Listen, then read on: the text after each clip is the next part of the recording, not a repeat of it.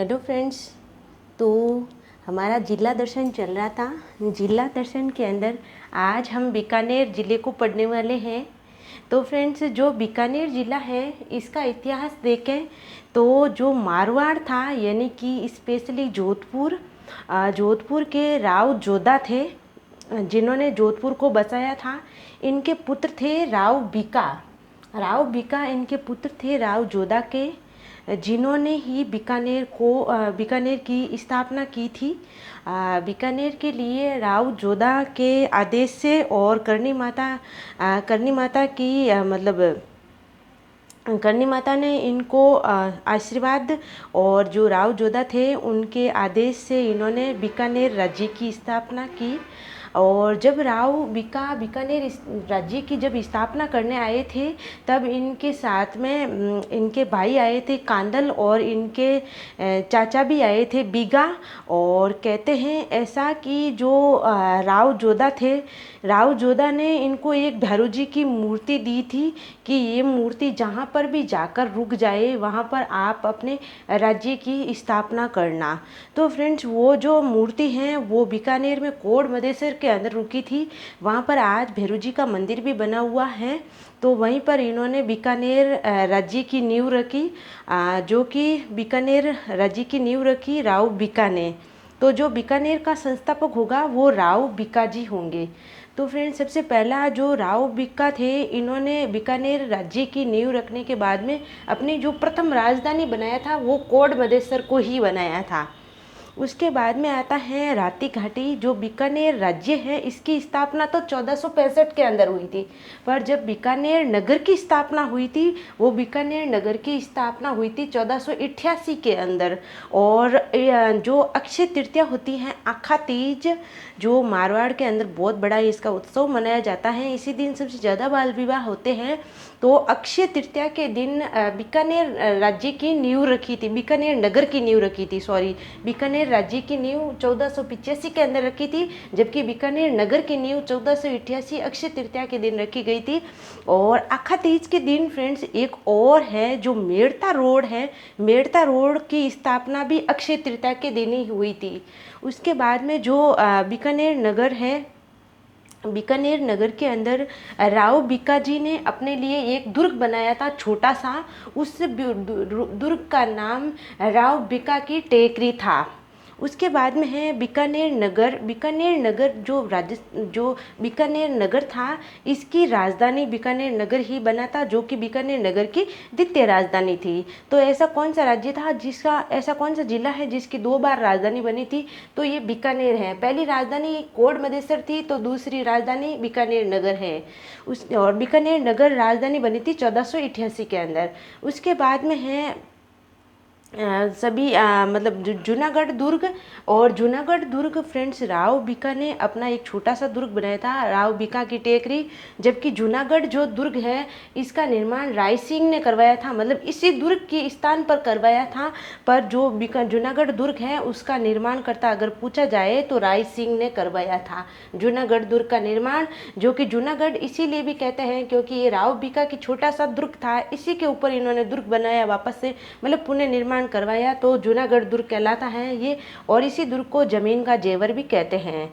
तो अगर शासक फ्रेंड्स जो भी थे वो मैं आपको ऐसे ओरली बता देती हूँ। वैसे जो शासकों का मतलब बीकानेर में जो शासक हुए थे उनका जो इम्पोर्टेंट रोल है वो मैं बता दूंगी आपको, बीच बीच में मैंने वो पॉइंट्स लिखे हैं। तो सबसे पहले आए थे राव बीका। उसके बाद में राव नरा आए थे जिनकी जल्दी मौत हो गई थी।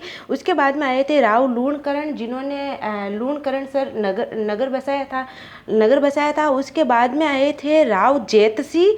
और उसके बाद में आए महाराजा राय सिंह जिन्होंने जूनागढ़ दुर्ग को बनवाया था। उसके बाद में आए महाराजा करण सिंह। उसके बाद में आए महाराजा अनूप सिंह। फिर आए सूरत सिंह। उसके बाद में आए सूरत सिंह, ये वही सूरत सिंह है जिन्होंने ईस्ट इंडिया कंपनी से संधि कर ली थी। उसके बाद में है जोरावर सिंह जिन्होंने हुरडा सम्मेलन में भाग लिया था। उसके बाद में है गंगा सिंह जिन्होंने गंग नहर का निर्माण करवाया था। और जो बीकानेर का अंतिम शासक था वो थे शासक शार्दुल, लिखा नहीं जा रहा है, शार्दुल, जो सबसे लास्ट अगर पूछा जाए महाराजा बीकानेर के, तो ये शार्दुल थे, शार्दुल सिंह जी थे। उसके बाद में है सूरज सिंह। सूरज सिंह जिन्होंने 1818 के अंदर ईस्ट इंडिया कंपनी से संधि कर ली थी। उसके बाद में है जोरावर सिंह। जोरावर सिंह ऐसे शासक थे बीकानेर के जिन्होंने हुरडा सम्मेलन में भाग लिया था। उसके बाद में है गंगा सिंह जी। गंगा सिंह जी, ये वही गंगा सिंह जी है जिन्होंने गंग नहर का निर्माण करवाया था, जो कि आज जो वर्तमान में जो राजस्थान है उसका गंगानगर और हनुमानगढ़ जो जिला है उसमें कुछ क्षेत्र गंग नहर से सिंचित होता है। और गंग नहर से ही हमारे इंदिरा गांधी जो मरुस्थल के अंदर उतारी गई जो नहर है उसका मतलब एक ड्राफ्ट तैयार किया गया था गंग नहर को देखकर ही। उसके बाद में है शार्दुल सिंह, ये बीकानेर के अंतिम राजा थे। उसके बाद में है करणी माता। करणी माता है, करणी माता का जो मेला लगता है फ्रेंड्स वो वर्ष में 2 बार लगता है। और करणी माता है जो बीकानेर के देशनोक में है।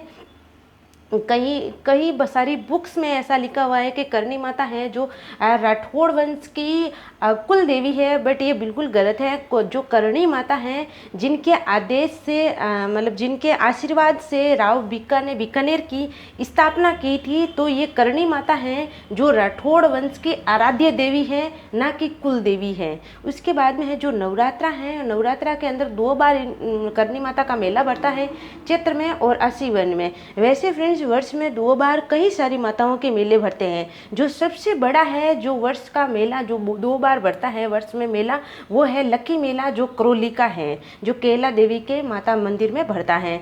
उसके बाद में है सेवकों का मेला। सेवकों का मेला है, इसको चैननी चेरी का मेला भी कहते हैं। और ये मेला है जो सेवकों का मेला, ये फाल्गुन में भरता है और देशनोक के अंदर भरता है। उसके बाद में है जाम्बोजी। जाम्बोजी का जो स्थान है मेले का वो है मुकाम तालवा। और जो जाम्बोजी का मेला भरता है वो भी वर्ष में 2 बार भरता है। एक बार आसीवन अमावस्या को भरता है तो दूसरा फागुन की अमावस्या को भरता है। उसके बाद में है जो भैरू जी का मेला है। जो भैरू जी हैं जो राठौड़ वंश के आराध्य देव हैं, कोड मदेसर के भैरू जी, ये राठौड़ वंश के आराध्य देव हैं, ठीक है। उसके बाद में है राठौड़ वंश के कुल देवता।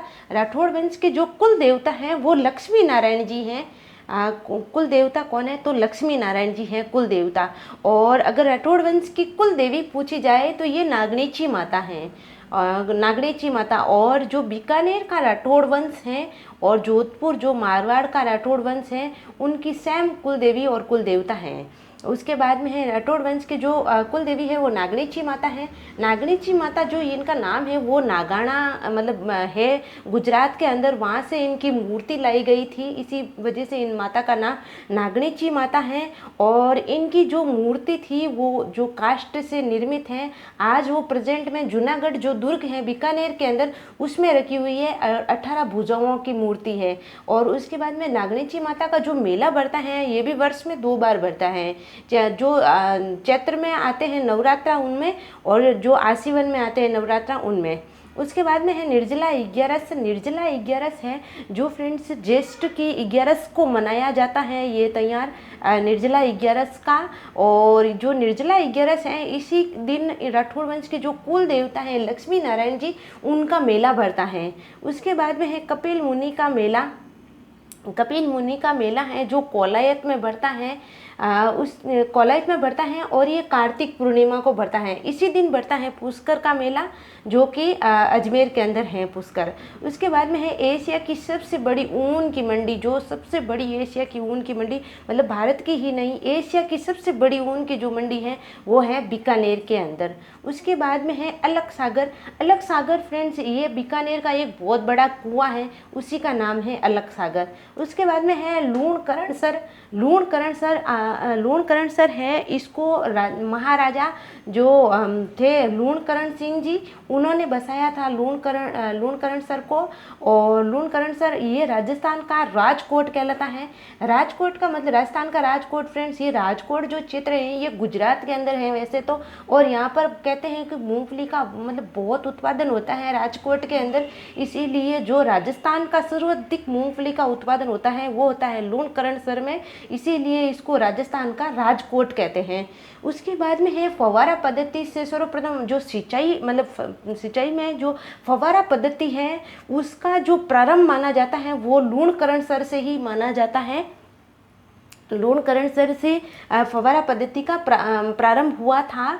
और उसके बाद में जो ड्रिप सिंचाई है वो फ्रेंड्स जयपुर की फेमस है।